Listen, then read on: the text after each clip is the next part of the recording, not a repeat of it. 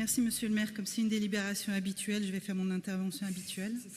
Vous dire que donc on s'abstient sur cette délibération sur le fonds d'aide au quartier parce que, nous le redisons, il y a toujours, et on le voit encore dans les chiffres d'aujourd'hui, de grandes disparités entre les quartiers, parce que c'est un fonds d'aide aux petites associations qui est à la seule main des maires et sur lesquels nous n'avons aucune transparence, aucune visibilité, et que finalement ce fonds d'aide au quartier se limite à une ligne budgétaire dans laquelle les politiques municipales viennent piocher ici ou là, ou de grandes associations en fonction des cas. Donc moi je ne comprends pas si ce fonds d'aide au quartier est si efficace. Vous dites que vous l'avez remis à plat vous-même. Nous ce qu'on voudrait c'est se poser et faire une remise à plat de vos modifications et de vos évolutions parce que nous on ne le trouve pas efficace. Et s'il était si efficace que ça, on n'aurait pas d'associations qui ne connaissent pas l'information, qui ne sont pas soutenues, qui ne savent pas comment faire, ou même et ça c'est l'exemple type de la semaine dernière, une petite association de commerçants certes, mais une association et qui s'est créée au mois de mai l'année dernière pour enfin pouvoir mettre des illuminations de Noël dans un secteur moribond, qui était dynamique et commercial, mais qui est moribond depuis plusieurs années. Et en juin, on va dire à cette association, bah non, les statuts, vous les avez déposés en juin, vous ne pourrez pas prétendre à avoir des subventions pour les illuminations de Noël. Donc peut-être que cette association-là, d'habitude, c'est une association de commerçants, elle aurait demandé à Madame Jacotot, mais pourquoi on ne lui dit pas, il reste 20 000 € sur le fonds d'aide au quartier de Bordeaux-Centre, et donc on va pouvoir vous aider à avoir vos illuminations dans 6 mois.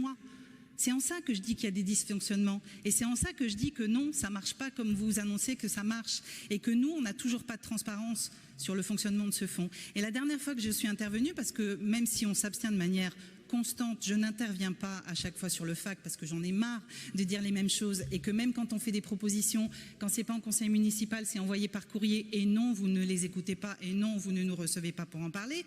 Et donc la dernière fois que j'en ai parlé, vous m'avez dit « Ah, au fait, parallèlement à ce fonds d'aide au quartier, il y a ce qu'on appelait alors le FIC, le fonds de participation des habitants, qui est devenu l'atelier d'initiative, et vous en avez profité pour nous informer sur ce fonds. Je vous remercie parce qu'effectivement, à part votre intervention du mois de mars, on n'a aucune information sur le fonds, sur l'atelier donc des initiatives, si ce n'est de savoir que le budget de 80 000 € qui était réservé pour ce fonds, vous l'avez fantastiquement augmenté à 120 000 €. J'ai envie de vous dire, heureusement, parce que ça fait 3 ans que le montant est gelé de 80 000 €.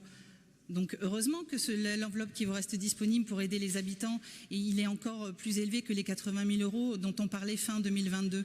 Et cette association, par exemple, il y a plusieurs membres au bureau de l'association. Ce sont des habitants, puisqu'il faut être au moins 3 pour prétendre à ce fonds-là. Et bien peut-être qu'elle pourra avoir un super projet pour leur quartier et que peut-être ça pourrait passer par ce fonds. Voilà, c'est juste des exemples.